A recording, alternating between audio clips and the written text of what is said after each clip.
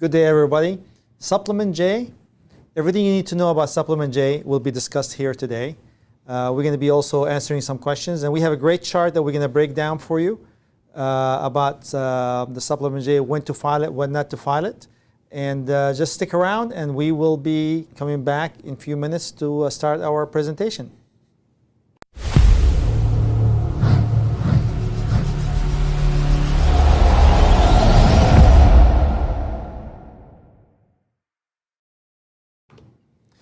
Okay, so every time somebody tells me, well, I'm going to tell you the history of something, how this thing originated, I fall asleep. I don't want to hear history, but in this case... Sam, I had slides prepared about history. In this case, history is important. Yeah. This is one of the time where history is critical. Understanding where it came from. We're not going to go back to the Stone Age and take it forward. We're going to go back when Supplement J was, or maybe the AC21 when it all started. Okay. So get started, give us the background on Supplement J, get us to today, and then let's talk about when to use it, why it's important, what does it do, and what's in it, so everybody here is ready. Okay, so back in fall of 2000, Bill Clinton was still president. You're taking us 21 years ago. It's only a brief visit. It's a blink in history. 21 years ago in the scope of immigration law is a blink. Yeah. It really is. Well, so in the fall of 2000, under President Clinton, they passed the American Competitiveness in the 21st Century Act, AC21. And, well, great. And around that same time, USCIS started publishing a bunch of policies, basically saying, here's how we're going to implement the law.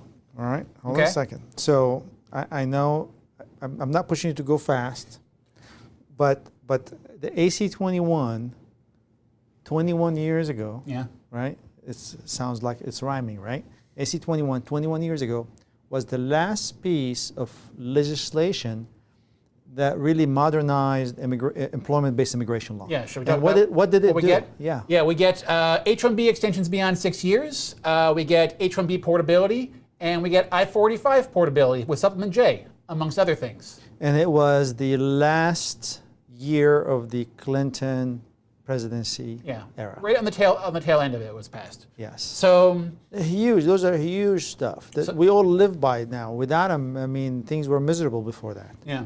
So after 17 years later, 17 years after the passage of AC21. So fast forward. Yeah, fast forward. 17 years. Yeah. What year is that? 2016 technically. They regulated.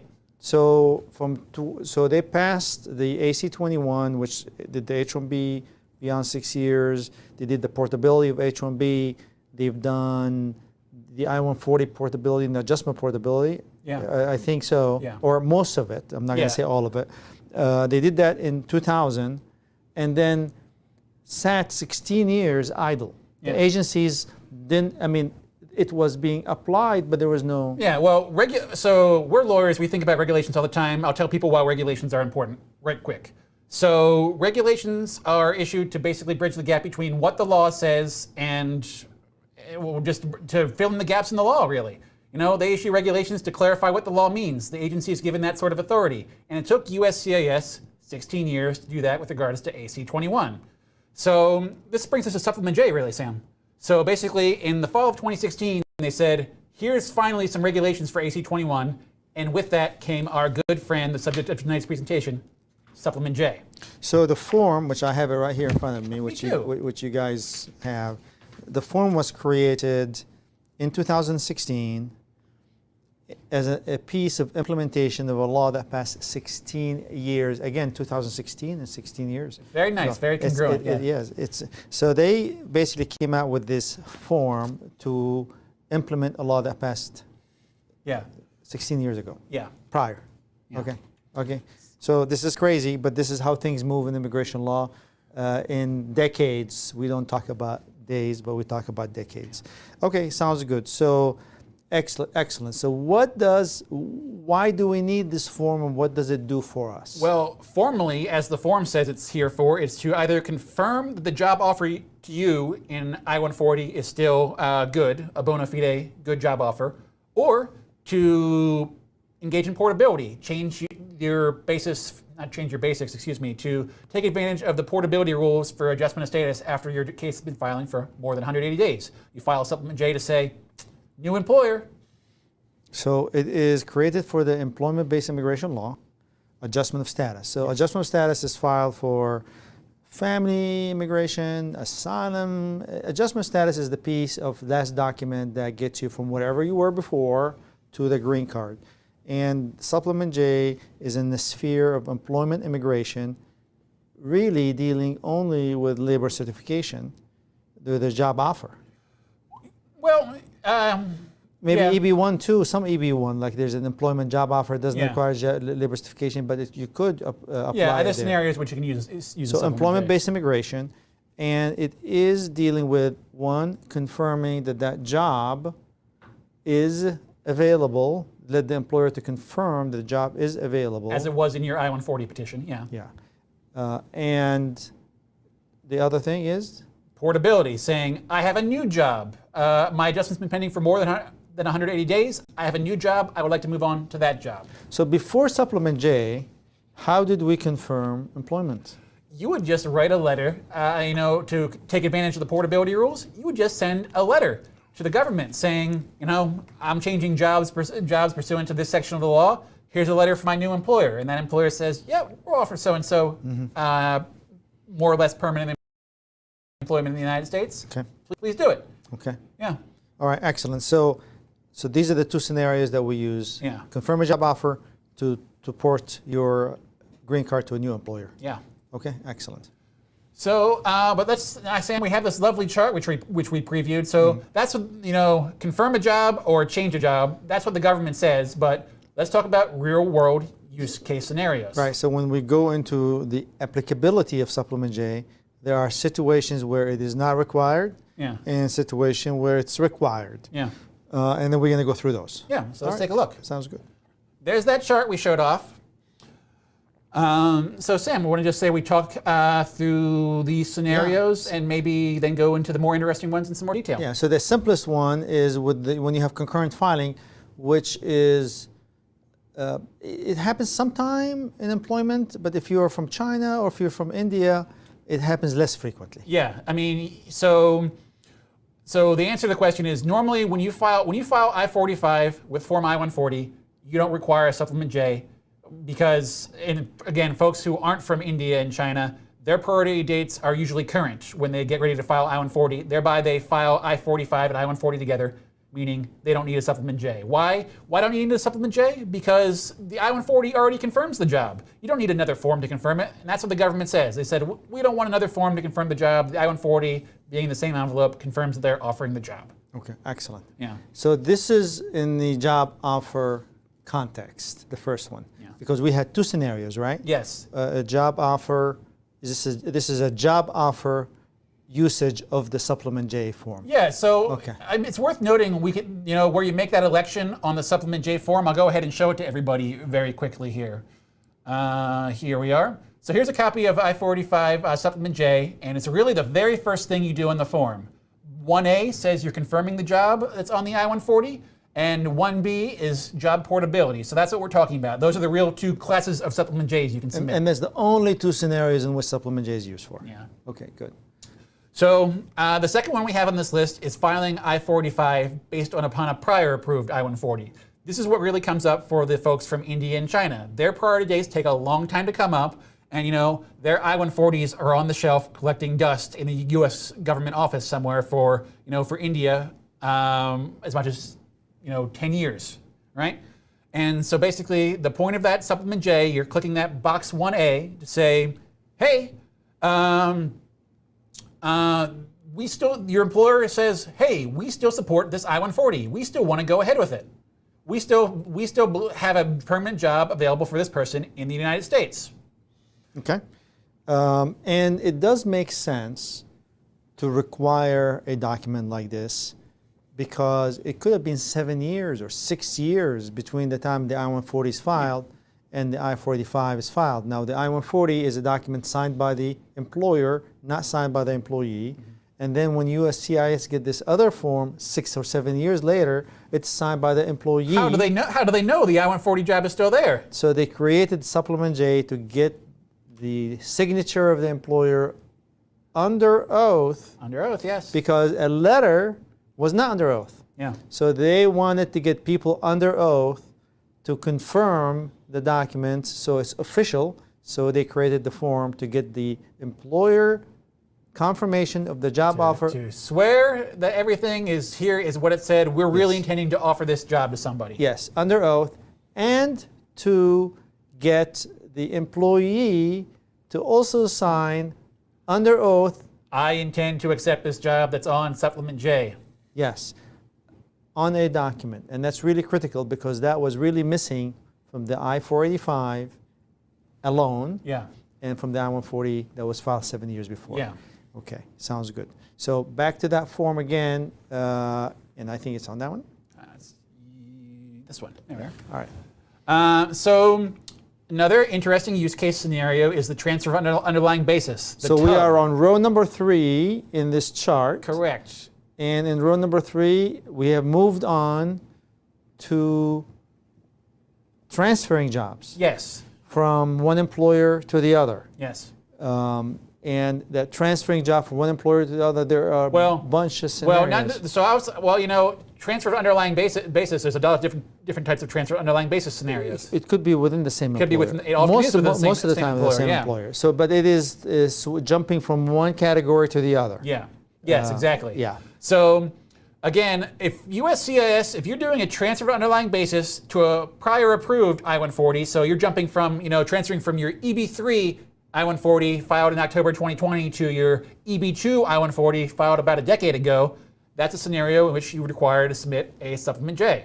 And you will check the second box or the first box? You'll check the first box. Okay, confirming employment. Yeah, still. because you're still confirming that job that was on that I-140 from 10 years ago is still there. That's your employer saying yes, yes, job's still here, and you saying yes, yes, I still intend to accept it. Yes. So, it's not a given that, a I-45 Supplement J is required for every transfer for underlying basis scenario, though. Per USCIS published website, Yeah. I will not call it policy, website instruction, because you got regulations, then you get published policy that comes out in memorandum signed by the director or somebody Formal else. stuff, yes. This is, here's how we're going to act. And then there is website stuff. A website that comes up, appears in the middle of the night, and and there's no blows up our entire world sometimes. Yeah, crazy. So on that website, which is the lowest level of instructions, they give us 3 different scenarios for Supplement J. Yes, sir. So the first one is the to a prior approved I-140, yes, requiring a Supplement J. Okay. Transfer to a pending I-140, one that's still in process with the USCIS, does not require a Supplement J. Okay, sounds good. So if the I-140 is not approved yet, you can do a transfer underlying basis without Supplement J. Yeah. Per their instructions. Yes.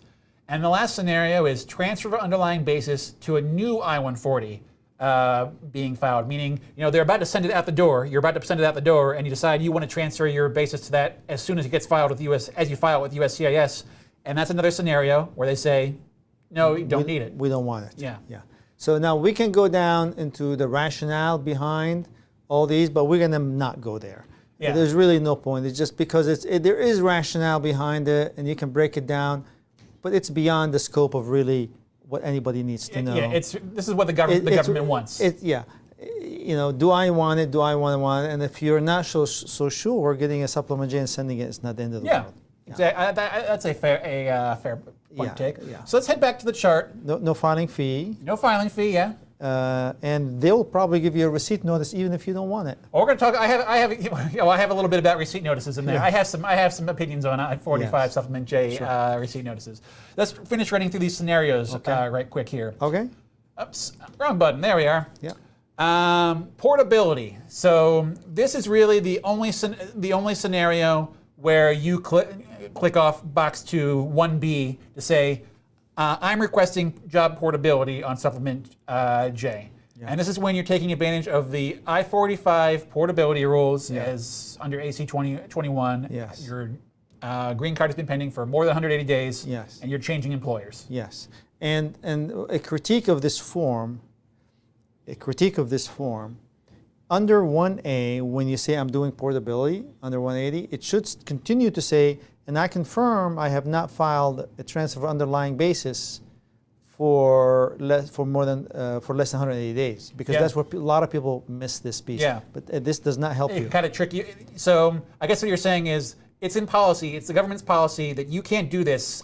You can't use the portability rules if you have done a transfer underlying basis within the past 180 days. And this form can kind of lull you into thinking it's okay because they don't explicitly state on this form that you can't do that within the 180-day window. Yes. It's a good point. Yes, absolutely. Yeah. But be that as it may, we know that if you're transferring jobs to a new employer after 180 days of the pending adjustment of status, you can file Supplement J, and you got to mark the second one, which is 1B, 1B, and then utilize Supplement J form. Yeah. All right. And then your last favorite one, Brian. My last one, I'm going to pop it up real quick, but I don't talk about it. Green card interviews. So there's nothing out there, as far as I can tell, that says you need to have a Supplement J for your green card interview. However, every time I go to one, I bring one. Why? Because when it's viable, when it's easily done, of course. Because officers get confused. A common scenario I was seeing out of the October 2020 pile of adjustments that came in is people going back to join their I-140 employer that they had left. When they had left their employer thinking, that green card's never coming, and then October 2020 happened, and they said, I'm going to get back on. I want to file my green card. I'll get back on with you guys. And basically, that scenario confused officers so much, and even though we gave them a Supplement J, at the time we filed the green card application as required, they just seemed to feel better when we were able to give a shiny, fresh, new Supplement J at the time of interview, even if it was exactly identical to the old one. Well, I mean, it's psychologically very helpful. Yeah. You're right on, because what you're doing is you're getting the interviewer a confirmation from the employer of the job offer on the day that he's going to approve your green card. Yeah. It gives them the, I'm so happy. Yeah, I mean, one of the things we've talked about is, officers want to make sure that if somebody comes back and looks at the work they've done, that is, highly defensible, and they feel good getting that Supplement J. So that recommendation is well stated, Brian. I like the idea. Yeah. So, Sam, that's the chart, but there's obviously a lot more to Supplement J. So I think that the most intriguing use case for it is, for most people, is portability, right? That's the one that people ask about. It's how do I do that? Changing jobs. Yeah, when do you change jobs? Yeah. So we're talking about the use of the form when you're changing jobs. Yeah. Okay. So, the first question is, when do you file it? Is it appropriate? Yeah.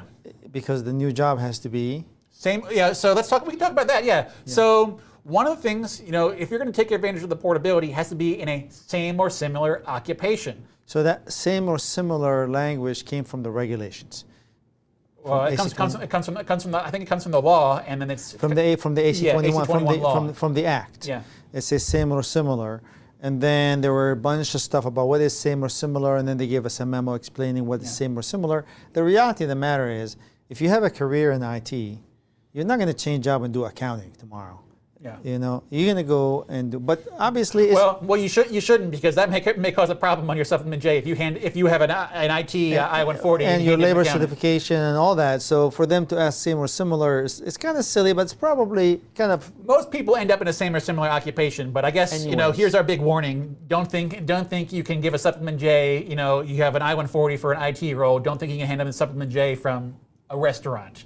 Right. So same or similar is finally they have a memo that outlines what same or similar is, and they're talking about the SOC code, and they've talked about all this, and it's reasonable interpretation practically. Yeah. It's a very good interpretation. Yeah, I was preparing for this presentation, and I did a refresher for myself, and here are the things they consider. They'll consider your job duties, your job titles, your required skills and experience, educational and training requirements, if the job requires a degree or not, licensure required, the offered salary, Now, people often ask me about the offered salary, like, oh, geez, my I-140 has a salary of, 80 grand, and my Supplement J for my current job has a salary of, $150,000, essentially twice as much.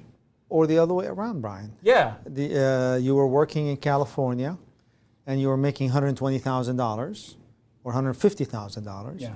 And now you take a job in Iowa. That's a great point. That was what I was thinking of, but it's a great point. And now it's the same job, but you're making $100,000. Yeah. So, all these scenarios, it's basically one factor is not determinative, and ultimately you can, if anybody raises a question about this, you can ultimately plead your case. If in the case of your salary going up a whole lot, you can say, gee, it's been 10 years, IT is booming. And I've done better, and I'm more worth it. And I think reasonable progression in your career it's definitely is accepted. Included in the policy, yeah. But your scenario of moving from Southern California to Iowa, it's still your salary could have knocked 20% off in that process, and and still be a raise. Yeah, when you sold your $1 million house in California and ended up getting a house twice the size for $300,000 in Iowa. Yeah. So, basically, no one factor is going to be determinative, and you can talk to the government about these things. As an aside, Sam, when we send out a fair amount of Supplement J's, we don't hear many, RFEs on the subject, because I guess it's for the reason you said. Most people stick to the same field. Well, if you want to make the money, you gotta go in the area in which you have experience. Yeah. Simple. It's self-regulating. Let's put it that way. Yeah. So one of the things I got to mention is people often ask, can I be a manager now?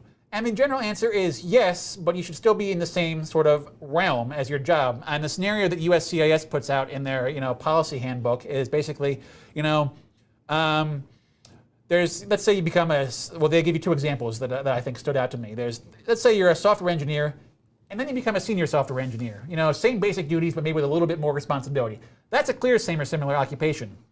But then they also talk about, then there's the software engineer to the project manager. And they say, if you're the people you're managing in your new role, or the same sort of people you were, those people are in the job code that you were in, there's a reasonable case to be made that that's, the sort of career advancement that's still a same or similar occupation. Right. So that's really important to study and consider and engage counsel when you are negotiating a new job. A lot of organizations, especially the big ones, have a human resource pre-drafted job description that they're not willing to modify or clarify. I'm not going to say modify, clarify for you, because obviously... Well, they don't do immigration. A lot of employers just don't touch immigration with a 30-foot pole, and you're their shiny new employee, and you come at them with this immigration form, and they can say, "Oh no, I'm not doing anything beyond the normal. I'll sign a form, maybe, but I'm not going to tailor your job to meet your immigration requirements." True, but the majority have seen those things, especially IT technology related companies. They've seen them. Their HR, at least they have one HR who's familiar with immigration. But be that as it may, you want to engage counsel unless it's an obvious case in which it's a no-brainer. But if there's a variation in the job, you want to make sure that then it's not going to cause an issue for you. Yeah. And the analysis is not expensive, it's not complicated, but having somebody with an expert eye to make sure that your Supplement J is not going to cause an issue will be a smart thing before you accept the job. Part of that, submitting that portability request is a good case. You make an explanation as to why you're in the same and similar occupation. Yes, and we normally would write a memorandum on a lot of these jobs. We complete Supplement J, the employer signs it, and life goes on. But in the job a little bit different, we break it down by duties and responsibilities, and we can supplement Supplement J with a supplemental brief. Yeah. And then explain more. Very congruent against it. Yeah, again, I want to say exactly. Yeah. And explain it. Yeah. And detail it. Yes. So let's talk about the Supplement J receipt notice. People get these Supplement J receipt notices, Sam, at all sorts of weird and strange times, and they ask, what does it mean? Example. Well, let's talk about a few examples. We've done a lot of interfiling, sending them to this new California address in the last month or so, and I don't think we've seen any Supplement J receipt notices from there because they don't process Supplement J's with any sort of urgency. You know. They probably don't even have the setup to issue receipt notices yet. Yeah, in that place. When do you get Supplement J receipt notices? Cases we filed in October 2020. I don't know, like 6 or 7 months after the case was filed, we started getting Supplement J receipt notices. Right. What do they mean? I guess, big picture, it means somebody's picked up your case and looked at it, and that usually makes me feel good. When do they get the Supplement J get approved? You do get a Supplement J approval notice, and I usually see them right before they approve or at the same time they approve your green card. So I guess my take on them is they don't really give you much information. You know, getting one makes you feel good because you know somebody's touching your case. Beyond that, I don't think they're of much value. I agree. I agree with you. And that person, even that, I would not go that far because it could be somebody who's a clerk, not even reading it. Yeah. Just saying name, receipt notice, send receipt notice. And obviously there's no fee to pay, and therefore there's a whole lot of effort put into it because it's a cost to them. There's no revenue. Yeah, that's a good point. And they do like getting their money. Yeah. Yeah, I mean that's basically a net negative for them. That activity, that single line activity. Yes. So Sam, we have sort of one last topic on Supplement J, which I think is probably the most important one people don't think about. It's really what are you signing? It's what are you certifying? We talked about it a little bit earlier, but what are you swearing to as to its in this form? And people don't think about it, but it's huge. Yeah. Yeah, absolutely. Well, I mean, you got to take signing any immigration forms seriously because, well, the government, if they think you're blowing smoke at them, you can get in a whole lot of trouble. So what I'm going to do right quick is I'm going to put up a copy of the certification that the applicant signs when they file Supplement J. And here it is. Can you make it bigger, Brian? I can. I'm going to make it real big. Can I do it? Scroll down here. There we are. Okay, good. So make it a little bit. There we are. There it is, right here. I certify under penalty of perjury that I provided or authorized all the information in my supplement, especially in Part 1 and Part 2, and understand that all the information contained and submitted with my supplement is true and accurate. And I further declare, under penalty of perjury, that I have reviewed the job offer described in Part 6 of this supplement, and I intend to accept the position offered in Part 6. So that's the job on this Supplement J, that you intend to accept that position upon approval of your Form I-485. And that pulls in a lot, that last sentence is a lot bigger than a lot of people appreciate. Yeah. We talk about, Sam, about why is it not a good idea to get your green card and say, I'm out of here to your employer. Next day. Yeah. I mean, obviously next week probably have the same problem, but the next day have a specific problem. Yeah. Like people say, well, yeah, I got the green card yesterday, and I just packed and left the next day. Okay, so you just declared under the penalty of perjury that you intend to accept the job offer. Unless you can prove that you planned everything after you got the green card, not before. Yeah. You got a perjury, a potential perjury issue here. Now, again, we don't hear of this coming up very much, the people getting asked about this. And when would they ask about this, Sam? When would they ask you about this after you get your green card? Because after you get the green card, you're a permanent resident. And, congratulations, you have a green card, and generally you don't have to bother with immigration stuff anymore. So, first of all, it has come up in the past during the citizenship application. Naturalization application. 5 years later, you show up and they go, okay, let's look at your employment history. When did you get your green card? When did you leave the employer? It hasn't happened recently, but it happens when you get an administration that's anti-immigration. Yeah. And they say, okay, let's have fun with this. It's a funny turn of phrase, but yeah, that's what they did essentially. And let's see how many people quit their job shortly after the green card, and let's see if we can just start asking, can you prove that you start the planning and the execution of the switch after the green card issued, not before? When was the communication you've received from your next employer? When was the job offer? And they have, it is fun for them. They get to answer all these questions, and they get to watch you squirm, and then ask, and knowing that you probably don't have good answers for that. Now, that has not happened yet. That has not happened yet. However, that can happen. Yeah. It's not something where we're fielding tons of cases on this subject, but it's something you just got to know about. You got to read what you're signing. It's like this. It's like the guy that went to Vegas and gambled for 3 days. They come back and they tell you the stories about how much money they made, but they never tell you the stories about how much money they lost. That's a good metaphor. And on the first day, they've lost 10,000. On the second day, they lost 12,000. On the third day, they made 5,000. He'll come back and say, man, that third day was a great day for me. I made $5,000. And that's it. You do not hear the stories about the negative things that happen. Now, there has not been any documented issues with this scenario.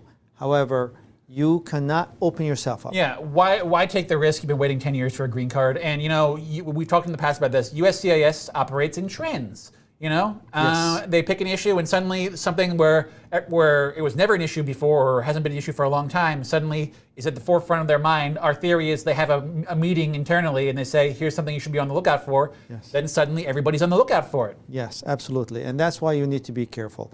And following on, nothing happened to any of my friends. I've talked to all my friends and nothing happened to them. Your friends that it happened to them, one, they're not going to talk. And two, they may not be around to talk. The guy who had that problem got put in removal proceedings, and he's not in your friend group anymore. Exactly, he's precisely.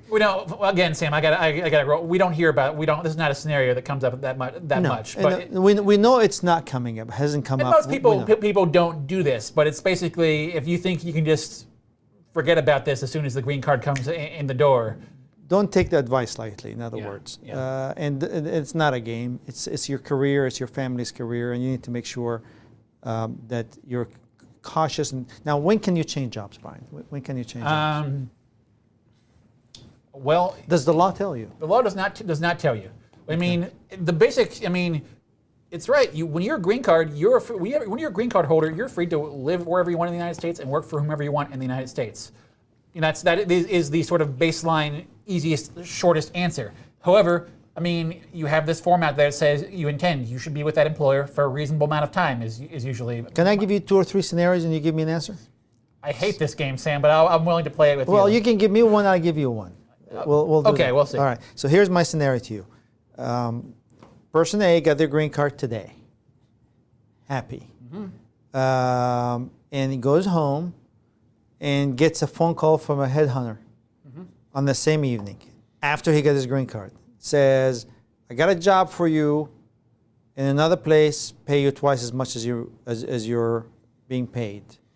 And I can hook you up with an interview tomorrow. You say, fine, I'll interview. You interview, you get an offer. In 2 weeks, if you come in, would join us, you're going to make 50 grand more. Now, he accept the job. In 2 weeks later. Yeah. Has he violated any of the Supplement J stuff? No. His great scenario, Sam. No. I'll give you an easy one. Well, I like this. No. At the time, you're the important thing you said is after the green card comes in. When you got that green card, you intended to take that permanent position, but as you sort of point out, circumstances changed after you got the green card. Significant circumstances. Good. Major lucrative ones. Give me one.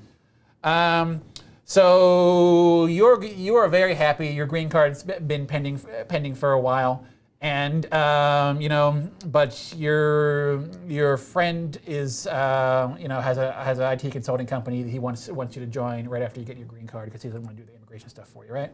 And you go into your green card interview, and you hand in a Supplement J from your current employer. But really, your plan is to join your friend's company after your green card is approval.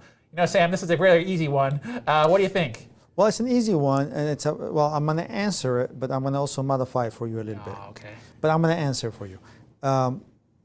Big problem. You can't do that. You're exposed. They may not ask. It may not be an issue, but you need to tell your friend, you know what, I just cannot accept that.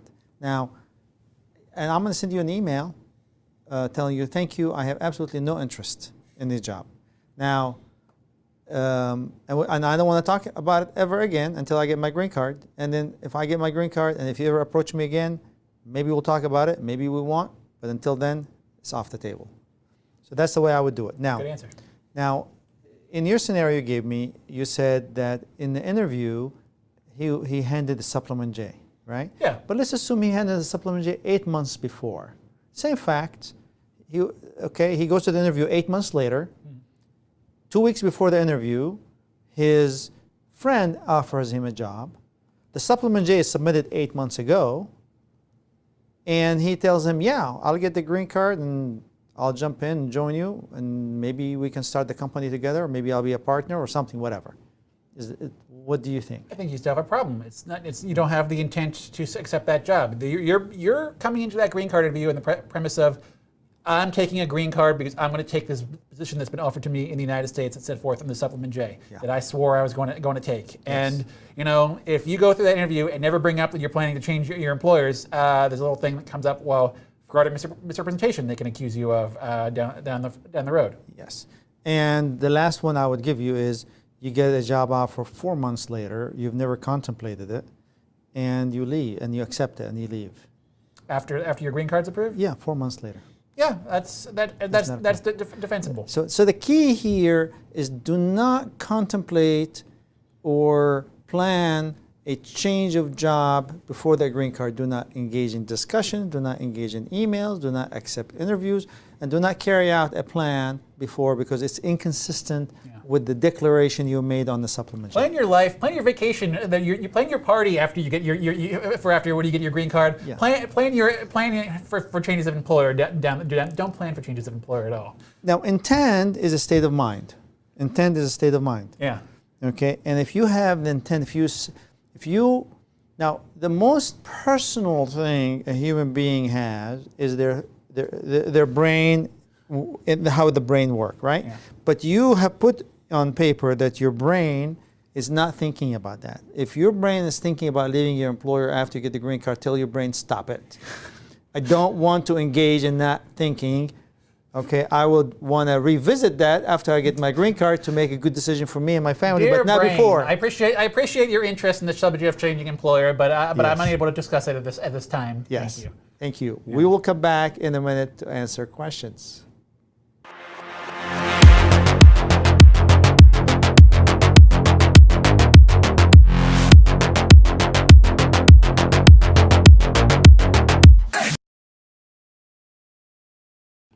All right, Sam, we're back, and it's time for questions. And we thank you all so much for them because it gives us something to talk about for the second half of this thing. Yes. And I've got to thank everybody, Sam. We eclipsed our 1,000 subscriber mark. I don't know if we thanked everybody, but yes. thanks again. Just appreciate it. Yes, and hopefully you guys are learning something and helping you out. So we got good questions here from people, and let's take the first one. Let's see what we got here. So from Sweet Seller, is there any negative impact from immigration's perspective if we request an extension on tax filing? No. Yeah, I would agree with that. Not filing your taxes is a problem, but taking a legally authorized extension is perfectly fine. Yes. Yeah. So last week we talked about the EB-5 pilot program, which has potential for impacting on EB-2. How likely will Congress reauthorize the pilot program? Is it something which is likely to happen soon? Yes, it is something likely to happen soon. It has happened every time. There is a lot of pressure on the highest level to get it authorized. You have to understand that the pilot program has some big money behind it. People as big as Kushner and his family, remember him? He is Ivanka Trump? Ivanka Trump's husband. Yes. And Ivanka Trump is the daughter of Donald Trump. He was in the White House. You don't say. He is a big EB-5 guy. So on the Republican side. So there's big money behind the EB-5 program, and yes, it will be reauthorized. Okay. Sorry to tell you that, but yes. So a question from Raju. It says, if we use AP when entering the U.S., can we later travel to Canada/Mexico by road and use automatic revalidation to move back to H1? I'm going to have to say no. So this is something. Well, it's interesting. So what's the It's a good question. The automatic revalidation. My recollection is no, because you have to be, as I recall, you have to be in valid status for automatic visa when you leave the country for automatic visa revalidation. Yeah. Yeah, I think the answer is no, but we got to go through the nuts and bolts of the automatic visa revalidation. And if I have a moment to bring it up. Okay. But let's take the next question. Sure. So, can we change employer when we file from EB3 to EB2, or does it reset 180 days and cannot change employer until 180 days after we sent the interfiling? So the answer is, per government policy, the interfiling transfer underlying basis from EB3 to EB2, in your case, does reset the 180-day time frame. I note that Ayla disagrees with that, Sam. And I think, you know, well, there's that, but that's who we're dealing with. We're not dealing with Ayla. We're dealing with the government. The government says it resets your time frame. So something to be careful about. So back on the visa revalidation, I will probably have to look at it a little closer, but just pulled in the State Department website quickly to look at it. So the visa revalidation applies to non-immigrants with a valid unexpired admission stamp or paper form I-94 arrival departure record endorsed by DHS or paper. It doesn't. And then also another scenario is non-immigrants who depart the United States for brief travel to Canada or Mexico for less than 30 days. So it's potential. It really needs to be looked at carefully. Yeah. Well, maybe it's something we'll bring up next week. Maybe we can bring it up next week after we look at it. Those are good questions. Well, Sam, you looking into that brought me some time to double check on this question here. Do we have 485 performance data for fiscal year 2022 so far? Any info on how many visas have been issued? So that bought me the time to give that a quick search on the USCIS website. And no, the only data I'm still seeing is the last published on December 15th, 2021. No new updated data yet. Soon though. But we have a feeling that there is a very serious push. Yes, I mean, let's talk stories, Sam. I was sitting at my desk this morning, and Megan, our very nice assistant, comes. Well, I think I was on another call, and with somebody in the office, and she comes to my office and says, "There's somebody from USCIS on the phone. And they want to talk about a case." And what I got was a USCIS officer who said, "Hey, we have your client's case here. I want to be able to prove it right now. And can you please answer a question for me to do that?" And I said, give me 5 minutes. I got this guy's number. Give me 5 minutes to talk to my client and confirm the details, and I'll call you back in 5 minutes. I called this officer back in 5 minutes, and he said, bam, the case is approved. And I looked at the receipt number for the case, showed up as approved. I got to immediately see it happen in real time. The officer approved the case. That's wonderful. So, I mean, and an interesting part is where this officer was calling from. The client lived somewhere in New York State, right? And this officer was in a USCIS field office near Miami, Florida. So and he explained it to me. He said, yeah, they're just sort of pushing these out from the National Benefits Center to try to get cases approved. Yeah. I was on an interview last week. Mm-hmm. I bet you anything that officer, you could not... He was so gung-ho to approve the case. I mean, he was flying through it. I was nervous because I wanted to slow him down, make sure he's doing everything and the forms are correct, because I don't want him to approve on an incomplete form. So I had to kind of say, question 24A was not answered. This is a case that we did not prepare. We were hired to represent. He was ready to go. And I said, question 24A should not have been answered. It's not a big deal. It has no inconsequential, but you need to cross it out. Because he just flew through it so quick, and I had to point out all these things after the fact. He said, okay, thank you, marked it, initial. And he said, I'm going to approve the case. There is an excitement to approve. Yeah. I have seen this before, and that's a good thing for our clients. I mean, we're seeing that in the interfiling policy notice on the USCIS website. Absolutely. They are shouting. There's a big push. Yeah. So we'll see the numbers soon. Yeah. Hopefully so do we have the numbers? No, but we have, it's not usual that we get called by USCIS, but I was very, the officer, I said. A little bit different attitude from 24 months ago? I guess so, yeah. When they handed you a I-865 form that is 125 page long with 600 pages. No, the what's it called? I-64? No, the I-9, I like that we can't remember it anymore because it's gone. It's the public charge form. Oh my God. I mean, they handed you a form that you need 600 pages to complete. Yeah, 20 pages. It's not so much the form itself. The form was bad. Exhibits. 20 pages, yeah. And we want your entire life on paper before we approve this case. Ugh. Miserable. That's 2 years ago. Yeah. And now you cannot slow down the officers to approve cases. Yeah, that's pretty good. A little bit different in attitude. Yeah. And I wonder why. I'll let you guys conclude why we had different attitude 2 years ago and now. Well, get out their charts and do some research and figure it out. So here we are. Last week, you clarified about switching from non-expiring to green card for an elderly person holding a non-expiring green card. His Indian passport has expired. So second part. Does he need to renew the passport before renewing the green card? In case if he applies for citizenship, does he need to renew his passport and green card? The two questions, right? First one, can he renew a passport? The answer is no, he doesn't have to renew the passport. The second one, does he need to renew the passport for citizenship? Apply for citizenship? Does he need to renew the green card? Yes, he needs to renew the green card to apply for citizenship. Yeah. 100%. The passport does not need to be renewed ever. They don't even ask you for, in your documents for a citizenship application, they don't ask for a... Passport is irrelevant as at the moment you get your green card, as long as you're staying in the U.S. for practically anything that I can remember. Yeah. You need a valid green card renewed for any process in the U.S., including citizenship, yes. Yeah, take care of your elders though. Help them get their stuff straightened out. Don't let this stuff, because it's probably going to be fine, but it's always nice to have your documents in order. You know. So from Gautam Joshi, any thoughts on how employment-based green card numbers will be available next fiscal year? Meaning, will there be any green cards available in next fiscal year, 2022 through 2023, like how 140K were available this fiscal year? Overflow. So yeah, we did I don't know, maybe about 2 months ago, a big presentation on looking at USCIS and Department of State data, right?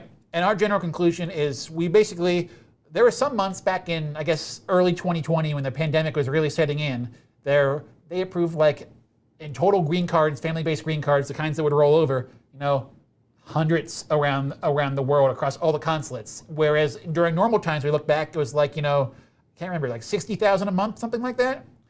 And maybe it was 90. I can't remember exactly. Long story short, the embassy, the consulates are catching up. Yeah, we think they're maybe about 90% of capacity at this point. They're catching up. Yeah.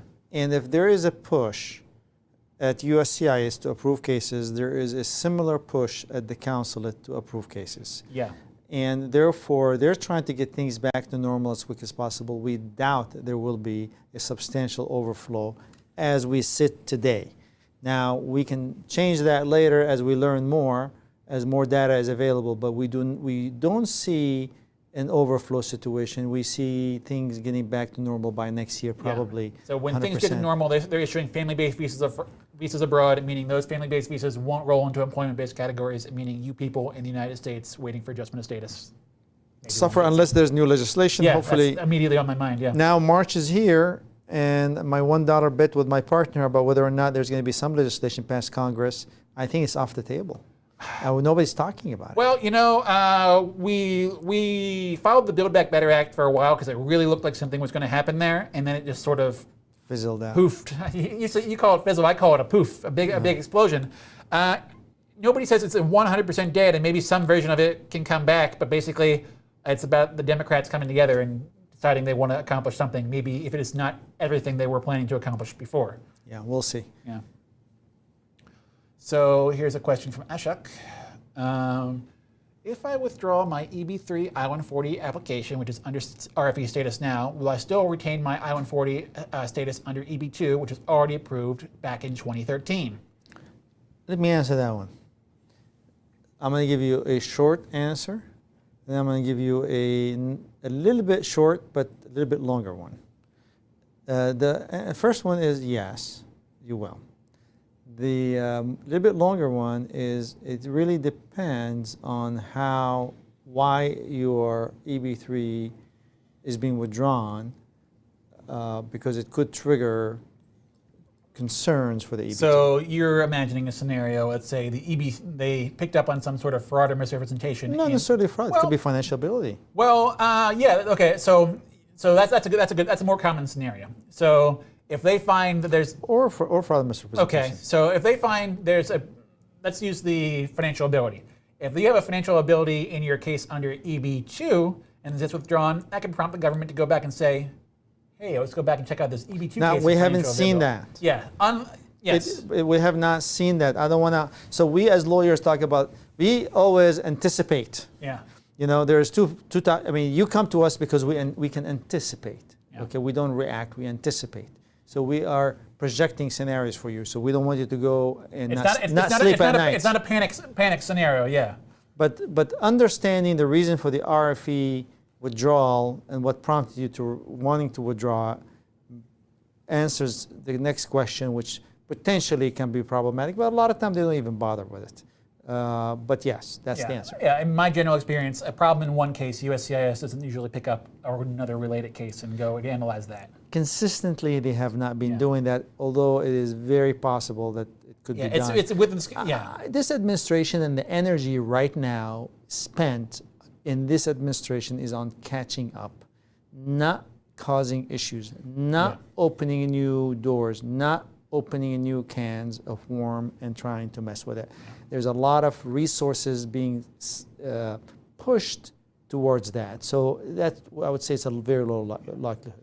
Yeah, so just to finish up the thought here, make sure we didn't miss anything. So to my previous I-140, which is amended from EB2 to EB3. Oh, see, that does add another ripple to it. Amended I-140 from EB2 to EB3.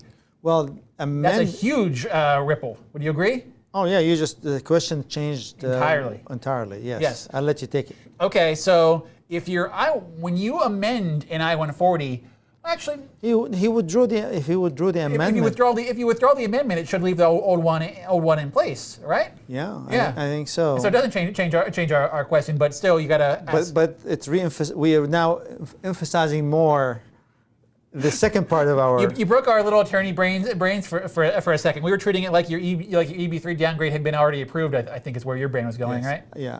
Ashok, yes, I think you should be fine, but you have to be withdrawing the RFE if there is just you don't want to go there and you want to keep the I-140 in the EB2, that's fine. But if there's a scary reason like financial ability or something, but if Ashok's employer did not supply any negative financial information, and let's say in the scenario I'm imagining that there is a financial ability RFE, but there was no negative information. Yeah. You just withdrew it. I think the chance that becomes very low chance. You have to find somebody really, really bored, and they're not bored right now. No. Yeah. So you should be fine, but I would be slightly uncomfortable, but not too much. Yeah. So here we are. Sweet Seller. 485J has a section for wages offered, page 4, part 6, section 7, excuse me. Does that mean the employer has to mandatorily pay the wage mentioned in this section after green card issuance? The answer is simple, 100% yes. Yes. Or more. Yes. And what happened if the employer does not pay this amount and you quit? Well, it kind of reflects poorly upon the employer, but does that put? I think it potentially can. I mean, then the conditions of the employment was not satisfied. Yeah, that's a kind of a problem for you. It's a very odd and strange one, but yeah, I mean, you're signing off that you're saying taking this job, and if you smell a flavor of the employer not willing to meet that, I would supplement J to another employer where they can meet the number, just for your protection. I mean, again, these are scenarios. It's in theory scenarios, but in theory the government could say, well, you know, you intended to take that job, but I guess that job wasn't really there, and thereby your green card goes, well, we have some questions for you, and then suddenly there's an attorney like you or I writing a big long memo to the government explaining. If the employer is unable, if you get a hint that the employer is unable to meet that salary, I would absolutely consider supplement J somewhere else. All right, taking on the next one. So let's see what we got from Ashok. So here's a brief history of my case. 1, my permanent EB2 I-140 was filed by Company A at location X in November 2013. It's approved. Let's see what we got. 2, in 2018, I changed to location Y in a different state, working for the same employer. I filed a new LCA to update my location. I presume that's an H-1B LCA. Well, that's the only kind of LCA I know of. H-1B LCA. All right? And finally, in December 2020, I downgraded to EB3 and filed an amended I-140. I got an RFE asking for experience letters, which we haven't responded to yet. Okay, so this is the same fellow who's asking about, the EB3 RFE. And, well, that's it, really. So the RFE is about experience letters. Yeah. The RFE is about experience letters. Yeah. And if he does not produce the experience letter for the I-140, it can, in theory, hopefully, yeah, but here's where I have this look on my face, Sam. You needed those letters for the last I-140 in order to get this case approved. But there was no RFE on it. You know how USCS. Sometimes they oopsie-doo miss something. Yeah, you can withdraw. You haven't told them you have it. You haven't told them you don't have it. You're talking about 2020, 2013. That's a long time. Yeah. These letters are available if you really, really want them. You can do a FOIA and pull your prior files, and you'll find them there if they were submitted. If they were not submitted, they're not there. Also, maybe they were not. Maybe you were getting affidavits from friends back then, and now you cannot find these people. Whatever, you cannot find the information. Withdraw the case and walk away from it. And if that's your RFE issue, I'm not. Yeah. I'm not fretting about it. It always stresses me out as an attorney to withdraw a case, but Yeah. Hopefully that gives you some guidelines. Yeah. So any updates on interfiling receipts? Like we said earlier, they're not really not much. Yeah. All right. So question 1 from Sudeep. Will there be any issue if there is no 180-day gap between 2 I-45 supplement J's? For example, I have joined the employer September 7, 2021 and filed I-45 supplement J, which is received. In October 2020, I also, let's go to 2 first before we answer. So far, I don't see a problem. So I don't see there it is, question 2. Yeah. All right, so how do we handle those changes how do we handle changes to final supplement? So number 1, you can file a supplement J a week between now and the time you get your green card. Yeah, the portability supplement. There's not a requirement for another 180 days. Correct. With the second employment, there's not a requirement for 180 days with the third employment. There's 0 requirements after you pass the first 180 days. I think that's maybe question number 1. Yeah. How do you handle address change after filing I-45 supplement J? So if you're talking about your own personal address change, it's AR11? Yeah, AR11. You can do it online, and you can cross-reference the tracking number of the case, and that's good enough. I will be joining an employer in March 2022 and file I-45 J on the same day. Now, my employer will be moving office to a new location, which is 30 miles away from the new address. No problem, and looks like it's moved on. I think Sudeep might be maybe coming up on the edges of our question system, but ultimately, your employer moves. You can submit a new supplement J if you want to have a nice fresh one with their current address on it, your current work site. You can file another supplement J with a new address location. So it goes really back to question number 1. You can submit them, as many as you want. Yes.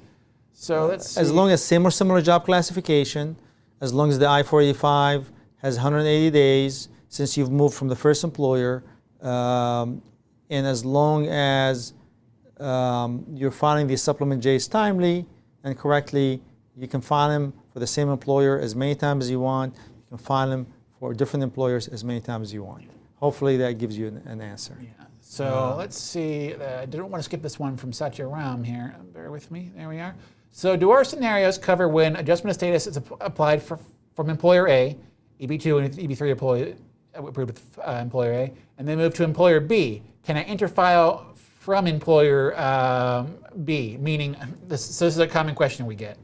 And basically, as I understand the question, Satya, it's basically, I have changed employers to employer B, and that employer A has 2 I-140s, and I'm in EB3. I use my portability with EB3, and I would really like to be in EB2 right now. Can I interfile back to that I-140 through employer A? And the answer to the question, it's all about your intent, Sam, right? Well, I mean, clearly you have to go back To employer A. to employer A. You have to intend to accept that permanent And job you have from to stay employer with A. them for 180 days in good faith, and then you have to move back again. Yeah. And then file a supplement J one more time. Yeah. So you, if employer A has both I-140s, and then you move to employer B, porting one of the two I-140s, well, you're not porting the I-40, your supplement J, and you're porting one, you cannot really jump to the other. Yeah.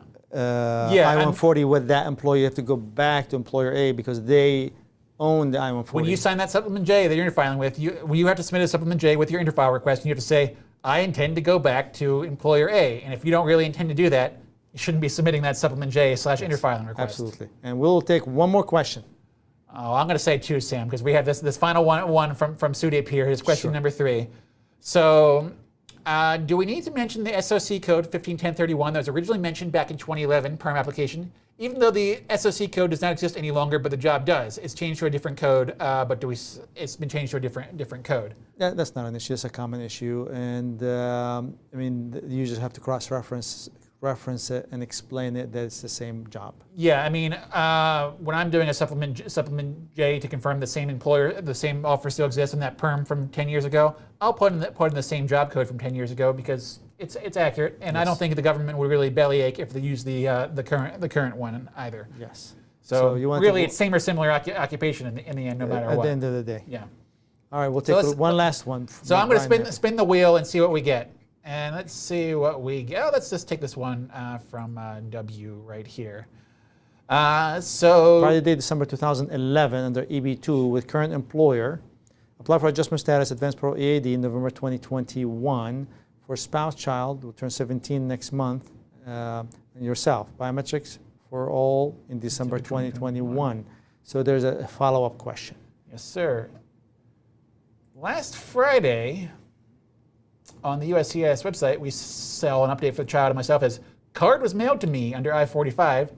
However, there is no update from my spouse. Is this common? Any concern? Well, number one, congratulations. Yeah. That's great news. Number 2 two, out of 3 ain't bad. Yeah. And number 2, no, there's no concern. It'll come up. They'll get to it when they get to it. It's just more a matter of update. Give them a little bit of time. Yeah, well, that's I've seen that happen, a slight delay, but also it's possible they could issue an RFE for some sort of minor administrative matter. Like we had one recently where they wanted to see a little bit more about the relationship, the marital relationship. There's a child. Yeah, that's true. I don't think so. It's just a matter of getting that. Yeah. Well, thank you guys. Much appreciated. We will be back next Monday and talk more.